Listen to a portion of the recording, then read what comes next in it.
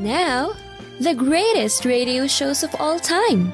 Suspense. The Shadow Node. Washington calling David Harding, counter-spy. Classic radio theater. The Great Gildersleeve. Fibber McGee and Molly. Dragnet. Gunsmoke. The Lone Ranger.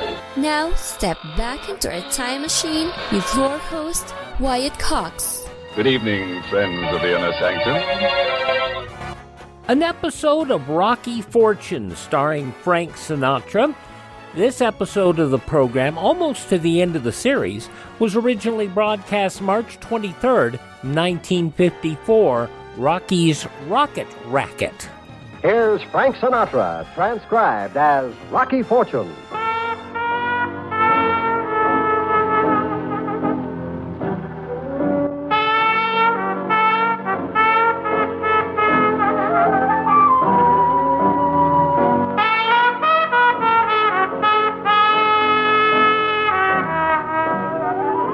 Frank Sinatra, starring as that footloose and fancy-free young gentleman, Rocky Fortune.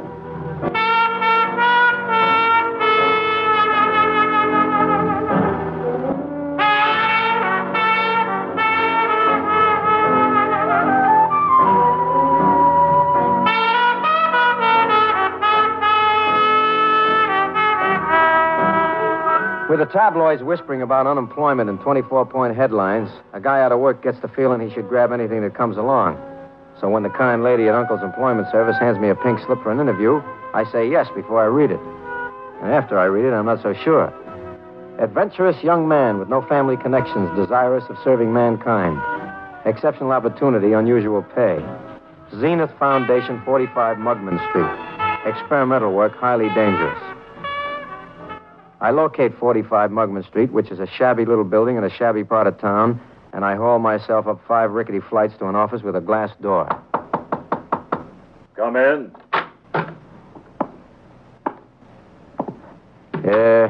Is this the Zenith Foundation? It could be. I got a slip. Let's have it. Fortune, huh? Rocky Fortune. No family? None to speak of. Turn around. What for? Because I say so. Anything you say, pal. Take out your wallet and toss it here. Oh, is that kind of dodge, huh? There's only $3 in it. Take it easy. I have to check it. Okay, you're holding the artillery. Let's have a look. No pictures. Home address, 55 Bleakman Street. What kind of a place? Rooming house. Honorable discharge from the Army. 3 citations. Where? Anzio. Health good? Terrible, but I ignore it. Driver's license, chauffeur's license, hack, steamfitters union, maritime card, truckers. You're a drifter, huh? Yeah, I've been around a lot. How come? I get restless. I was born that way. You go away for a long time ever? Yeah, 3-4 months. So nobody'd miss you particularly? Not particularly. You clean? You mean jail? I mean everything. Police record, prints, booked. Clean. All right. Turn around. Here's your wallet. 1, 2, $3. Yeah, it's all there. Okay, Fortune. You can meet the boss. I'm not so sure I want to. Is this thing legit? It is not only legitimate, it's top secret. Let's go. Where? Utah. How's that? That's where the job is, a ranch in the Utah desert.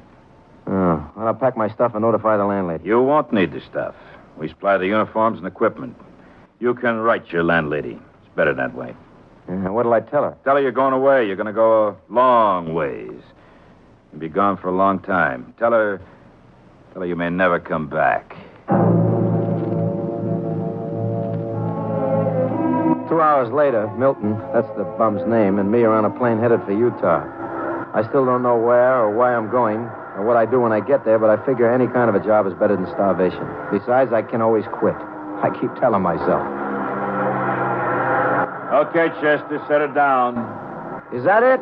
That's it. Hey, that's pretty deserted. How come they got such a big house out in the middle of the desert? The house belongs to the boss.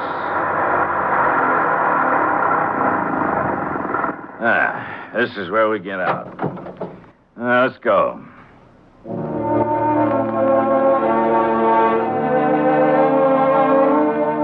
We head for a big house that looks like somebody moved an old castle over from Scotland piece by piece. Out behind the castle is the biggest barn you ever saw. Only something tells me cows can't live on sand, so it must have something else inside. What really gets me, though, is the barbed wire all over the joint. We head for the main entrance. It's okay, Harvey. Oh, it's you, Mr. Milton. The boss inside? Yeah, he's in there with the professor and his secretary. Well, just go right in. What a layout. This way. Come in. Well, Milton, I see you found a man. Rock your fortune, this is Colonel Sam Jones. The Sam Jones? The man who owns half the oil wells? All the oil wells, boy. All of them. Oh, glad to know you. This is Professor von Gluck. A pleasure, I'm sure. And Colonel Jones' secretary, Crandall. My pleasure. You're from New York, aren't you? Brooklyn. So am I. Isn't it a small world? Sure. I think before we continue our discussion, we should inform Mr. Fortune of why he was selected for the job. By all means. Mr. Fortune, as you know, I'm a wealthy man. So my broker tells me. Well, about a year ago, I became interested in science fiction. You know, reading them magazines about rocket ships and men from Mars. Dimension X. The only thing is, Mr. Fortune, those magazines are not as far-fetched as you might think. I'm still with you. Much of them is devoted to genuine scientific study. I think you're losing me now. Well, to put the whole thing into a coyotes here, I got to reading about the research the Army's doing on space travel. You mean space travel? Exactly. For example, did you know that the Army now has a whole department of space medicine? Did you know, sir, that rockets are being devised which have already gotten past the pull of the Earth's gravity? I seem to remember a picture of some mice in a rocket. They were kind of floating upside down or something. Exactly. Well, sir, I began corresponding with the magazine, telling them my interest. Then one day I saw an article by Professor Van Gluck here announcing a new type rocket ship he'd invented. Congratulations. Thank you. Go on, Colonel. Well, to put the whole thing in a coyotes here, I decided to devote the remainder of my life to helping develop interplanetary travel. You just lost me. I established, with the professor's help, the Zenith American Foundation for the Promotion of Interplanetary Travel, commonly known as ZEPIT. Zapit. That's clever. Where do I fit in all this thing? Well, I'm coming to that, son. Well, sir, it wasn't 6 months before we got the professor's rocket off the drawing board and into the pilot model stage. And that's what we're working on now. I should explain that the final rocket will be some 20 stories high and will carry a crew of 212. The pilot model is only 3 stories high and carries a crew of 1. That's you. No, Mr. Fortune. That's you. Yeah, well, it's been nice. I enjoyed the plane trip. You got a nice little shack here, and I'll see you around. Just a minute, Jack. You ain't leaving till the colonel is finished. Now, look, pal. Now you look. I'm looking. And I'm staying. Just hear me out, son. I got no choice. Continue. Well, the professor here assures me this model is absolutely foolproof. All you got to do is let us shoot her up to the ionosphere and fall back to Earth. Fall? She's equipped with chutes that open when she strikes the Earth's atmosphere. Colonel. And in recognition of your service... I ain't going to do it, we Colonel. will pay you... I don't care how much you... $10,000. You pay me, in cash. Sure. When do I leave? You'll do it? Did you say 10 grand? Cash. I'll do it. Colonel, the way me and money have been separated lately, for 10 grand, I'd fly to the moon on a Roman candle. Good boy. Professor, you've got your man.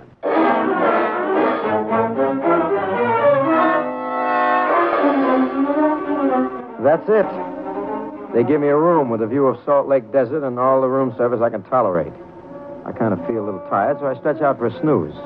But I'm no longer alone. Who's that? It's me. What's the shh about? I don't want them to hear me.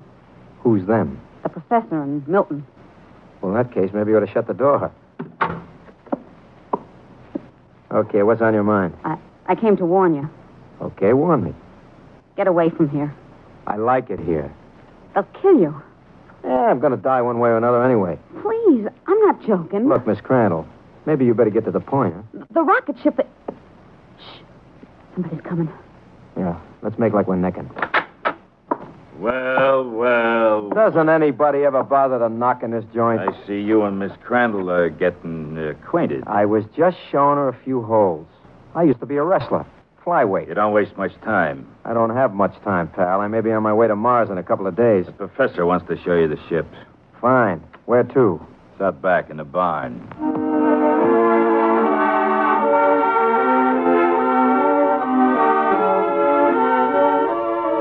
We go out into the barn, which is a 3-story concrete building with what looks like a silo at one end. We go through 5 sets of electric doors, and I find out it ain't a wheat silo at all. It's a rocket ship. The same kind you see in the comic books. All shiny and streamlined. So we walk over to the colonel and the professor standing near the platform. There she is, my boy, the colonel's lady. Named her myself. Yeah, it's very nice. Only one thing. Yeah? Does it fly? I love this boy. Son, this ship has inside it the greatest development in engines since Einstein opened the atom. She'll fly from here to eternity if we wanted to. How about a look inside? Well, now, Absolutely verboten. I will not risk having any foreign agents steal my design. Buster, do you remember me? I'm supposed to fly this harpoon. When the time comes, all you will have to do is step inside. All controls are preset. Just the same, I'd like to look around. Absolutely Verboten. You said that before. Okay, but just remember, I might decide to quit. Mr. Fortune, once I have introduced you to my secret designs for space equipment, it will be too late to quit. You understand? what the professor means, boy, is once you're in on the secrets, we can't permit you to leave, so it's up to you, Mr. Fortune. Okay, fellas, I'm in. March 23rd, 1954, Rocky Fortune on Classic Radio Theater with Wyatt Cox. Thanks for tuning in to Classic Radio Theater with Wyatt Cox. Now more of Rocky Fortune starring Frank Sinatra, March 23rd, 1954.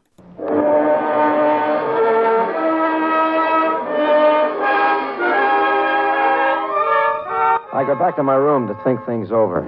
And it occurs to me that maybe I'd better get a gander at the inside of that chromium nightmare out in the barn before I really commit myself on this job. So I wait for dark and then sneak out back. There's a guard standing out outside the hangar, and I strike up a conversation with him. Halt! Oh, hi, Emil. Oh, it's you, Mr. Fortune. Yeah, I left my cigarette case inside. Can I get it? I guess it's all right. The professor's inside working on the ship. Thanks, pal.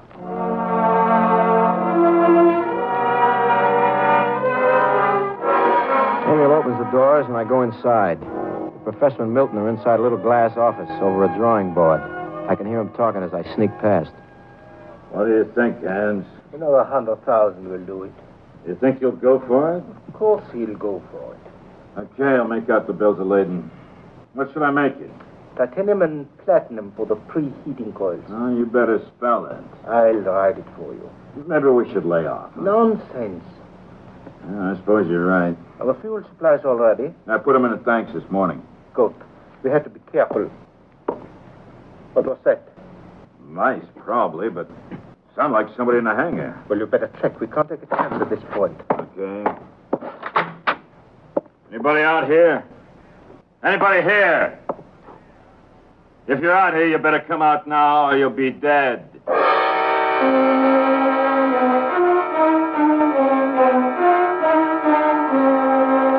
The mice they heard was me, and my big feet stumbling up the ladder to the inside of the ship.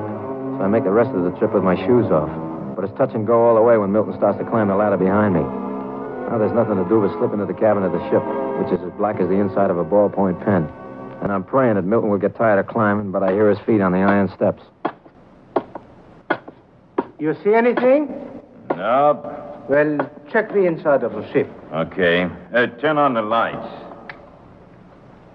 The lights go on, and I dive into a locker marked fuel tank, don't open. I get the lid on just as Milton sticks the muzzle of his .45 into the cabin. Anybody in here? You see anything? It's empty. All right. Come on down. I'll switch off the lights.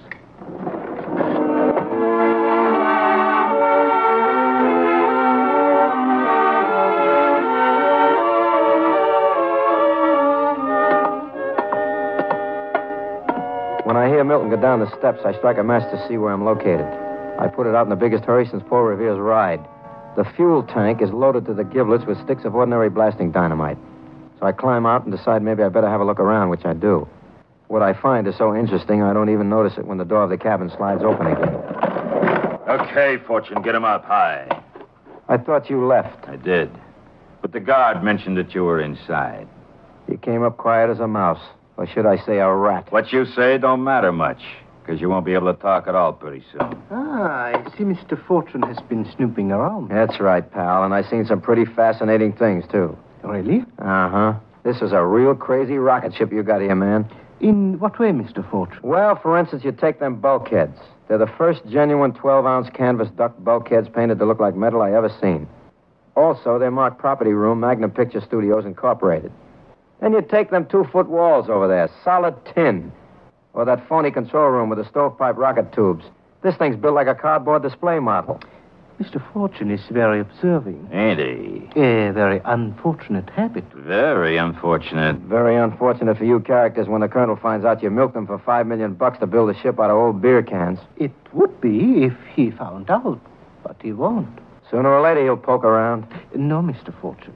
You see, tomorrow morning we make our test flight. Pal, you couldn't get this erector set off the ground with a derrick. We aren't interested in getting it off the ground. You may have noticed the rather unusual fuel we carry, trinitrotoluene, known as TNT. I begin to see it. Yes. When the initial rockets go off, there will be a case of acute engine failure. The ship will go up in a cloud of dust, and Milton and I will retire to a small island with $3.5 million to try to figure out what went wrong. Oh, brother, what a swindle this is. It is a masterpiece, isn't it? Yeah, and I was slated to go up in the smoke along with the ship. Unfortunately, yes. We had to hire someone to make it convincing. Rocket to the moon, they say. You ought to call it rocket to the morgue. For you, Mr. Fortune, it will be exactly that. You see, you are going to make the journey as planned.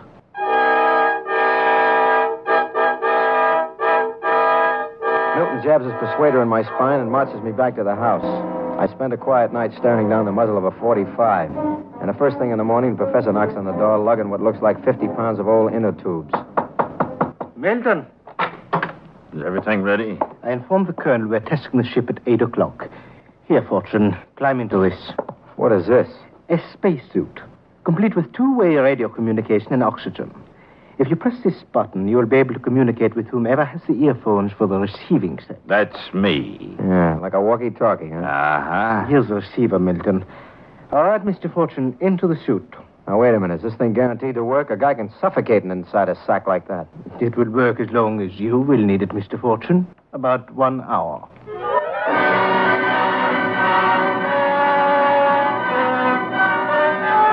The Buck Rogers outfit, and Milton screws the aluminum helmet on my head. By the time he gets finished strapping on the lead boots and the oxygen tanks, I look like Martian Sam the Minstrel Man. Milton turns on the oxygen, and we go outside where the colonel and Helen Crandall are waiting for us alongside a jeep. Good morning, gentlemen. Everything ready for the big moment? Everything is in order. We've just tested Mr. Fortune's spacesuit. He seems agitated. What's he saying? Turn on a two-way receiver and listen on the earphones. What is it, Mr. Fortune? Get me out of this thing. I can't breathe. What's he say? He says he's impatient to start the experiment. That isn't what I said. Colonel, it's a fraud. They're going to blow this whole thing up. What's he say? He says he feels confident he'll make it all the way to the moon. Bully for him. Oh, you dirty, rotten... No point in wasting the batteries. The ship is ready, gentlemen. Shall we go? Well, now, before we get into the Jeep, I think we should drink a toast. I have a small flask here. That's a good idea. There you are. To the success of our noble experiment. To that heroic gentleman who's going to make this historic flight, Mr. Rocky Fortune. Fortune! Fortune! He's driving off! Archie, come back here. Come back, I warn you. He's going right through the barbed wire. So long, Milton. Get the car after him. See you on Mars, pal. I gun the jeep through the barbed wire and make it with a few punctures. I take off across the desert until the buggy won't go anymore. Then I head for the rocks on foot, which ain't easy when you're wearing lead boots. The trouble with these spacesuits is that you can't get out of them without 3 mechanics and a blowtorch. Anyway, after about 20 minutes of dragging myself along, I'm surprised to contact what looks like a human being, but I can't be sure. Easy there, Minnie. Easy, girl. Let's just settle down here and cook up some grub. Sure gets lonesome prospecting out in these rocks, huh, girl? Yes, sir. 3 months on this desert, a man's liable to start seeing things. Hey! What's that? It's me! Holy smokes, the Martians have landed. Take to the hills. Oh, Pop, get me out of this suit! Hey, we got to keep calm, Minnie. Maybe it's a friendly Martian. Of course, I'm trying to get me out of this suit. Sure does talk funny. Meet the Earthman. Friend, you got that? Me, Earthman. He's fighting to my knife, Minnie. What do you suppose he wants? Get me out of the suit before I suffocating. Oxygen's running out. I can't understand your lingo, Mr. Martian. I'm suffocating. Help! Why, he's fainted, Minnie. What do you suppose is the matter with him? Well, maybe we better get him out of that there crazy suit. And the conclusion of Rocky Fortune starring Frank Sinatra, March 23rd, 1954, when Classic Radio Theater with Wyatt Cox continues following these messages from your favorite radio station.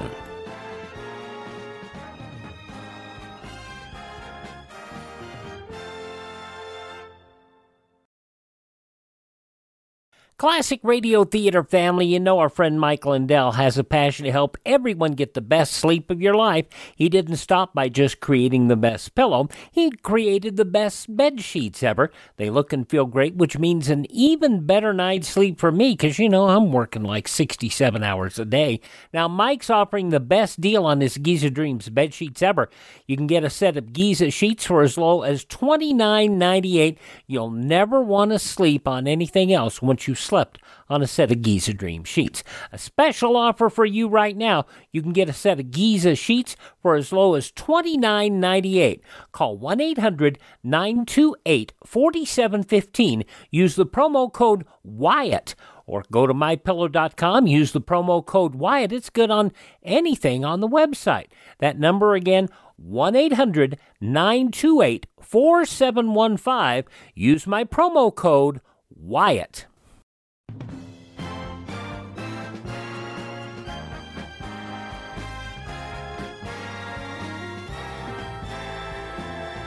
Thanks for tuning into Classic Radio Theater with Wyatt Cox on your favorite radio station. The conclusion now of Rocky Fortune starring Frank Sinatra, March 23rd, 1954.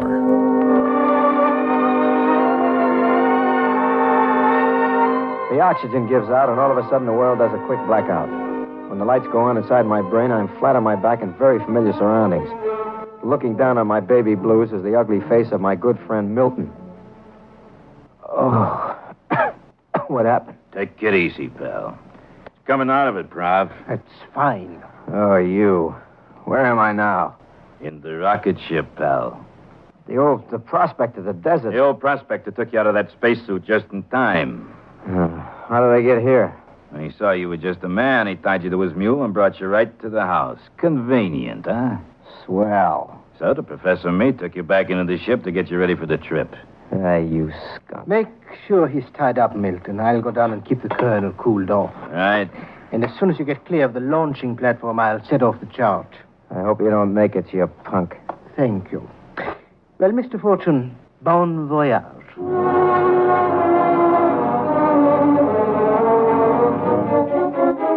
There I am, right back in the soup. The professor goes down the iron ladder, and Milton bends over to tie me up. I don't have enough strength left to lick a postage stamp, but I figure it's now or never. So I make the supreme effort. Hold still. I'm ticklish. You won't be for long. Listen, before you tie me up, one favor, huh? Now go on. I'll bend over. I'm too weak to shout. What's on your mind? This oxygen tank is on my mind. What about it?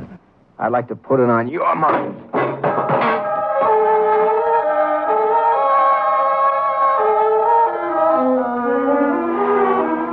Don't ask me how I did it, but somehow I managed to tip over one of those iron tanks over into Milton's head. He goes out like a sick firefly. I know I'll never leave the hangar alive if the professor can help it, so I decide to change clothes with my muscular friend Milton. It takes a couple of seconds, and I pull down the hat, take his gun, and climb down the ladder. 2 seconds later, I'm out of the barn and head for the concrete shelter where the professor and the colonel are going to watch. Here comes Milton. Well, we'll give him time to get clear. I can't understand what made that boy chicken out at the last minute. We managed to convince him to go through with it. Colonel, don't let him do it. Ah, nonsense, girl. This is a historic moment. Ready, Milton? He's waving his hat. Let her go, Professor. Right. Look out!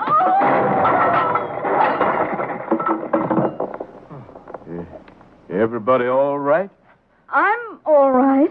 What happened? The fuel tanks must have exploded. Poor Rocky. Yes, too bad. Yeah, ain't it a shame, though? What?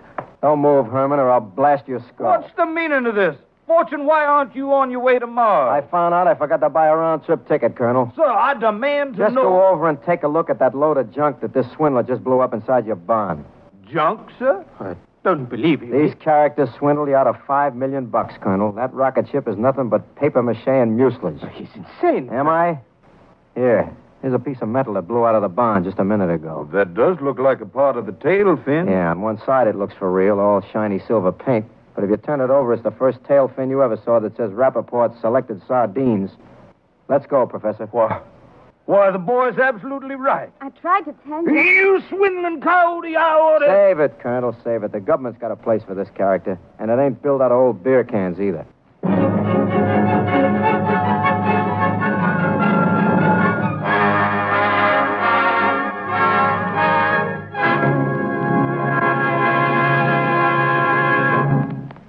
NBC has presented Frank Sinatra as that footloose and fancy-free young gentleman, Rocky Fortune. Others in tonight's cast include Howard Culber, Don Diamond, Dan Riss, Edith Terry, and William Euler. Tonight's script was written by George Lefferts. Andrew C. Love directed.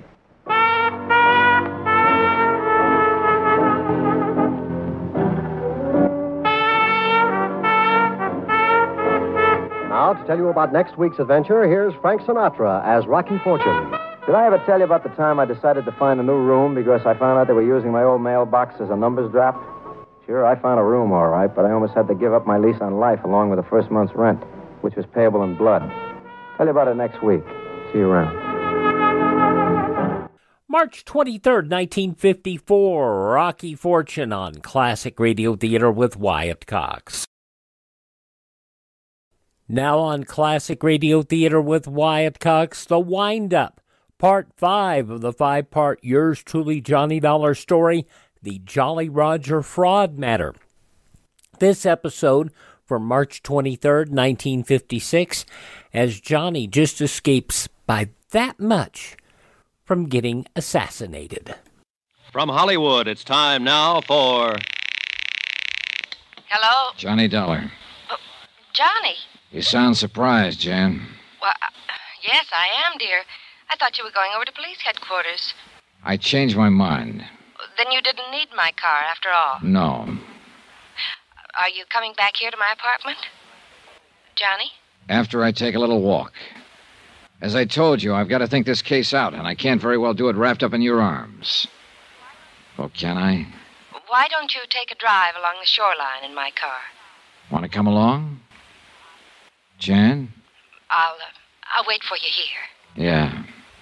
See you in a little while. Much sooner than you think, baby.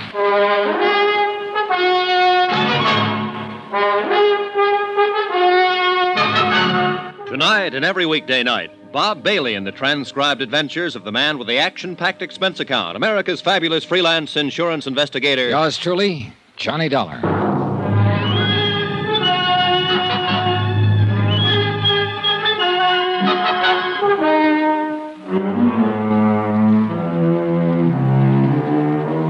Expense account submitted by Special Investigator Johnny Dollar. Location, San Diego, California. To Universal Adjusters Bureau, Hartford, Connecticut. Assignment, the Jolly Roger fraud, including the loss of a palatial yacht and a couple of murders. Expense account item 12, phone call. And one thing I didn't tell Jan Penny was that I was calling her from a booth right on the ground floor of her own apartment building. Another was the reason I changed my mind about borrowing her car to drive to headquarters for a talk with Sergeant Franklin. Oh, I had gone out to the parking lot and climbed into her car, all right. But as I was about to insert the key to start it, I noticed the hood wasn't closed down tight. That saved my life. For wired to the ignition, I found a booby trap that would have blown me to kingdom come if I'd even turned the key.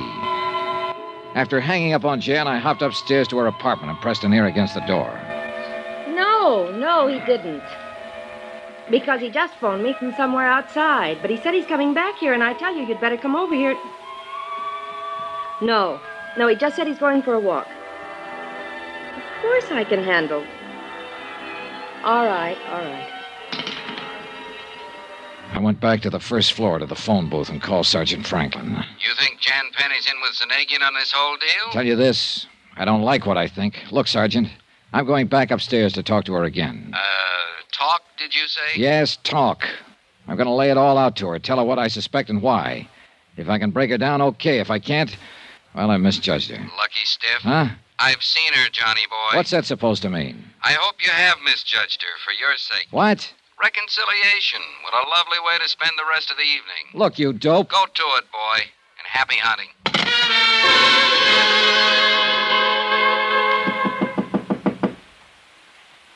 Who is it? Johnny? Yeah. My, that was a short walk. But I'm glad. Are you? Or are you sorry I didn't stay away longer so you could get some help? Help? Sit down. Sit down, Jan. I want to talk to you. Oh, how masterful. Here? As you know, I didn't borrow your car after all. Sit next to me, darling, and let's continue from where we left Because off. fortunately, somebody goofed, left the hood partly open. Closer, Johnny. That's why I discovered the booby trap that would have gone off as I turned the ignition key. Closer, Johnny. Booby. What are you talking about? That's why you didn't hear the expected explosion right after I left you. Oh, no. Then they are after me, too. The warning over the phone. If I didn't stop helping you in this case, they... Oh, Johnny, what'll I do? Johnny. For one thing, take your arms back to yourself and move over to your own corner of this couch so I can pull a gun if any of your pals suddenly... Ah, my dear Mr. Dollar. Zanagian. I fear it's too late. Artis here will pull the trigger if you so much as move a hand toward your gun. He's an excellent shot. Yeah, I'm sure he is. Awkward coming in the service entrance, but I was concerned lest your phone call in the lobby might have been to the police. Here now, permit me to take charge of your gun. Just a minute, Zanagian. I shoot. Yeah, thank you. Oh, yes, this is Artis, the man I've had following you since your arrival here in San Diego. You don't recognize him, dear boy? Yeah, I keep him from seeing me. You never know I follow him. Oh, yeah. Yeah, Artis, you've been pretty good at it. But as long as we've been introduced now, why don't we shake hands? Go back, or I shoot. Oh, and the wood, my boy. And I believe you call it a silencer, would obviate any undue noise. Wouldn't you be happier if he did pull the trigger, Zanagian? But I wish to talk with you, dear Mr. Dahl. I don't think we have anything to talk about. Oh, but we have. You see, dear boy, I'm curious to know why you suspected Jan here of complicity in our little plan. Lovely girl, isn't she? Pretty obvious, isn't it? Now? Oh, forgive me. I realize in a situation like this, it is usually the detective, or in this case, the insurance investigator, who at the point of a gun extracts a confession from the, shall we say, criminal. However... Okay, I'll tell you. Apart from the threatening phone calls, which nobody but Jan seemed to know about. Terrible story for her to make up. You warned me in the beginning you'd have somebody tailing me while I was here in San Diego to make sure I didn't spoil your plan to collect some $460,000 insurance on that yacht you burned and sank out near the Coronados. Quite right. But I must ask you to be brief in case that phone call you made was to the police. You see, with only Artis and Jan left of my staff and crew, I can't very well afford to... Sure, that call was to the police. That's why I'm trying to stall you with a lot of talk. Thank you. For if that were true, dear boy, you would never admit it. But do continue. All right. I've been followed before. I know, or at least I hope I do, every trick in the book for dodging a tail. Too good. Artis, you shouldn't admit he got away from you. Yeah, too good. But now I make him sorry. Artis, please. I wish to hear more from Mr. Dollar, and I wish to speak to him. As a matter of fact, dear Mr. Dollar, there is really no need for you to continue. You are a very intelligent young man. Well, thanks. You realize that no one but our little Janet could have provided me with all the information I had. You're coming out here to investigate the sinking of the Jolly Roger, your touching deathbed scene with Mr. Parker, your conversations with Lieutenant Smith of the Coast Guard, and, she did dispose of him quite well, didn't she? Jan? Who else, Johnny? Who else could have run down Bert Parker without leaving him? You ought to have your neck. No. Artis, please. I wish to talk with Mr. Dahl. No wonder you insisted I drive your booby-trap car tonight. Really, darling, I'm glad that you didn't. Because if you'll listen... Yes, dear boy, listen to me. You are intelligent, as I said before. You even learned why I am in immediate need of funds, so that I may finance a return to Europe and free the money of mine that has been frozen there. Millions, dear boy. And as the lovely Janet will attest, those who work with me Share with me. It's true, Johnny. Regardless of his reputation, when it comes to the people who will work with him, Like the crew of that yacht and whoever else was working with him. He admitted that only you and this trigger-happy character here were left. Oh, tools, my dear boy. Quite unlike the intelligent colleagues such as yourself and Janet, whom I wish to keep close to me. Oh, artist boy, that means you better watch your step. What do you mean? Nothing, artist, nothing. My dear Mr. Dollar. Yeah, I get it. All I do is report that your claim should be paid, and I'm on your team. And you will never regret it. Not only money, more than you ever dreamed of, but... Janet, my pearl, you do like our Mr. Dollar, do you now? You dirty rat. Get right. You admit you sank the Jolly Roger yourselves, Zanagian. But of course. And all the men who went down with it. What had to be done? Even the little cabin boy. Oh, yes, dear boy, yes. Both he and the crew on the Jolly Roger were in danger of upsetting my plans. They had to be eliminated. But you, dear man, please, do not stand in my way. Much as I like and respect you, if you do, you will leave me no choice but to eliminate you.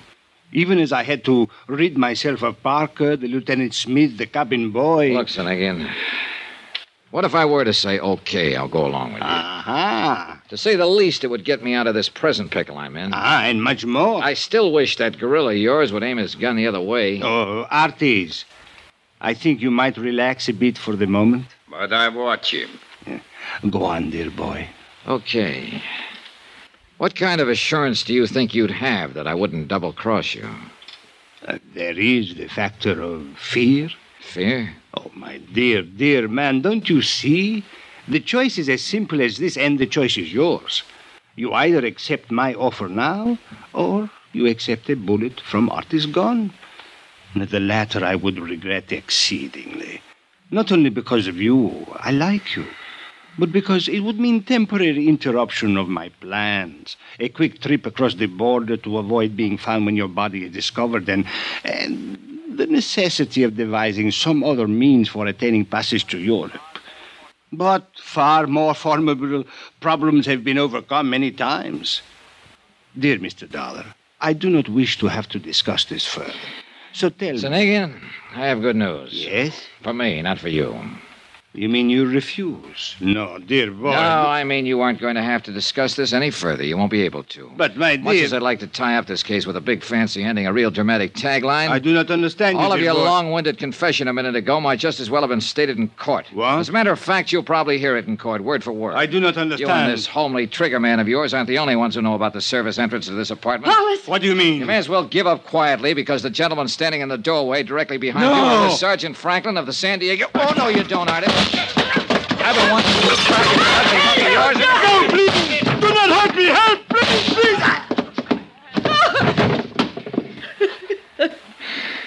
Thanks, Sergeant. What a mess. Better tie up this gorilla, boys. Okay. I'm glad you took the hint and came over. You know my call was being listened to. I kind of thought so. Well, no more Zanagian. Dead? Yeah.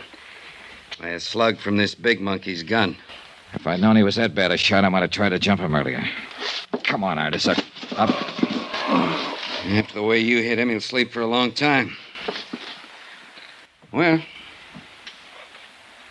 Johnny. Huh? Johnny, listen to me. Oh, shut up.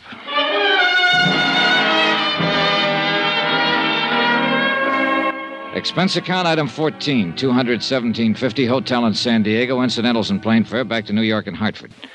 Expense account subtotal $523.23. I'll give you the rest when I finish my vacation in La Jolla, the one you promised me. Remarks? The fabulous crooked empire of Paulus Zanagian is kaput. The same way it happens when every man who tries to break the rules of international law and order. You might almost have called it death by his own hand. Though, of course, little Artie will be made to pay for it. Jan, same thing, I guess. Why do they do it? Yours truly, Johnny Dollar.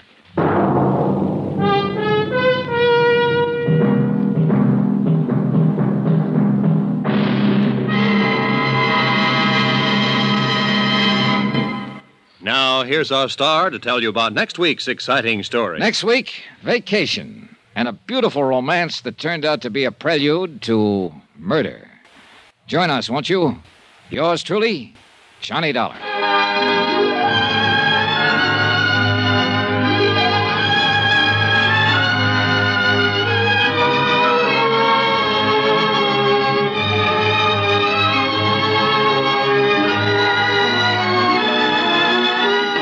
Yours truly, Johnny Dollar, starring Bob Bailey, is transcribed in Hollywood. It is produced and directed by Jack Johnstone, who also wrote this week's story. Heard in the cast were Virginia Gregg, Forrest Lewis, Paul Frees, Jay Novello, Harry Bartell, Don Diamond, and Victor Perrin. Musical supervision by Amerigo Marino. Be sure to join us on Monday night, same time and station, for another exciting story of Yours truly, Johnny Dollar. This is Roy Rowan speaking.